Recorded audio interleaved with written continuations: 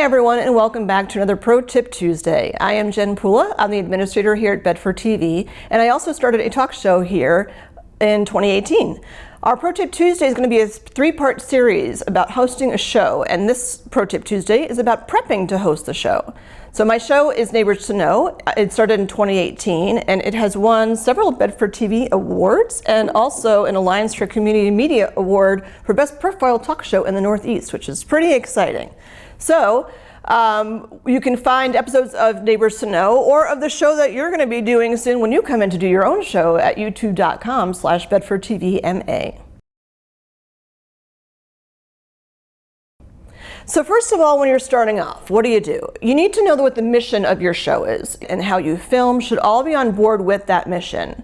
And you'll need a name for your show before you film, but you always can change it, so no pressure there. You want to then set up a meeting with the BTV production team. That would be Michael or Brian, and you can get their contact information on bedford.tv. You can call or email them, and you need to complete a producer-presenter program release, which has that title of your show and the description, which would be your mission of what the show is about. And then once you do that, also know that the show will air on YouTube, and it will also be on cable on Verizon and Comcast. They can help you by giving feedback on your concept for the show to get you started, and also complete a membership form if you haven't already. Membership is free here at Bedford TV.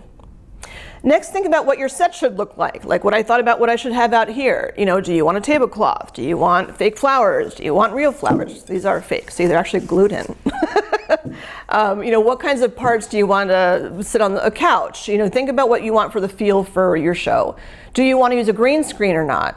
Keep in mind, if you're using a green screen, it takes away from kind of the genuine feel of having, if you are doing a talk show. You have to be really aware of how your guests and your clothing affect the production quality with a green screen. I will talk about that more in the second Pro Tip Tuesday coming up. Also, you should get yourself a journal, not something too bulky, something you can carry around with you. You want to put in here guests you'd like to have on and why, questions you have for them, and just stuff to brainstorm. And again, I'll get back to this about things you'll have in there. Spreadsheet is also really crucial, either in Google Sheets, which is free, or through Excel, with a list of your guests or contact information. You can add it to it later about when you filmed your show, production dates, who is on your production team, and all sorts of other technical information. And then I choose to meet with my guests. Some people don't, but I meet with my guest, and or you can do research about your guest, but come into the interview with a fresh slate no matter what you learned during that part, because the audience is learning about the guest for the first time, so you want that to be authentic. You can Google people. That can be a little bit creepy, but you can look to see if they have publications, if they're from town. You can look at the Bedford Citizen to see if there's anything written about them, other mutual friends. But again, come with no judgments. Don't rely on social media too much unless it's like a big part of what the person really does. And again, if you research too much, it takes away from the authenticity of the interview. So let's say that you're talking to the person and they have this great story about their long lost turtle, and you're like, wait, hold that nugget, listen to part of the story, jot it down in your journal like long lost turtle, and then come back to it so that when you actually do your episode, you can actually have that conversation and finish it, and then your emotions about it and their emotions will be much more genuine than knowing a full story before you go into the interview. And then bring that notebook to the meeting, but don't try to write down everything you hear, because again, you want to be authentic with your communication with them, especially if you're meeting them for the first time. And respect the guests and ask them what topics are off limits to talk to. That's a biggie. Often it's kids or sometimes parents, family dynamics, something that might have happened in their past. Know that you can have still pictures or videos that run during your show, or you can edit them in after. Ask your guests if there are any pictures or videos that they want to have in the show. It is their show. Well, it's your show, but they're the person who's, the person that's the star of the show for that episode. Make sure they're aimed at the mission of your particular show, and you should really have less than 5 pictures and videos in total. You also want to create an email address for your show so that guests can email you those pictures or videos or any questions they have, and they won't get lost in your personal inbox. It's all set together. You can choose to go live to YouTube. I started this Pro Tip Tuesday like 6 times, so it's up to you if you want to do live or not.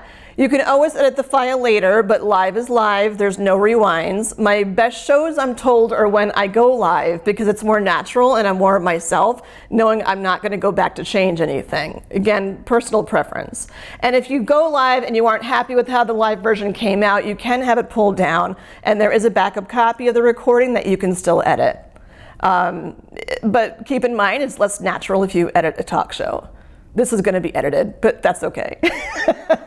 And then finish the meeting by asking your guest, very important, what 3 take-homes they would like viewers to have after watching that show. Often they need to think about it, and like they'll come up with one and they have to think about other ones, and they can email you with the address that you just created to let you know what those other things are. And make sure you have those 3 bullet points in there, like going into the show. And then schedule a time with Bedford TV's production team. If you're doing a half-hour show, which is what you should be shooting for, you'd want to book about an hour and a half of studio time to film your show. All right, so what to bring for your first show. Keep in mind there are bathrooms here at Bedford TV that have mirrors, so you can fix your hair. Not that I didn't do that when I came on. You can fix your hair before you come in. Any props you have, like for example, this is my own tablecloth I got for my show. I have mugs that I didn't make these for my first show, but like I have mugs here. Anything that you want to have that's personalized to you for your show, bring those things in. If you don't have your own mugs, Bedford TV has mugs that you can use. Hand cream. I just used this before I went on air because I had flyaways and I might still have them. So hand cream is super awesome because like not only does it moisturize your skin, but then like once you're doing this, it actually relaxes you to sit there doing this, and then you're like, oh wait, I have a flyaway, and you just do one of these things in the bathroom, and then you're good to go. So now you're ready to film your show. In the next Pro Tip Tuesday, I'll talk about tips during filming of your show and elaborate on some of the topics that I touched upon today.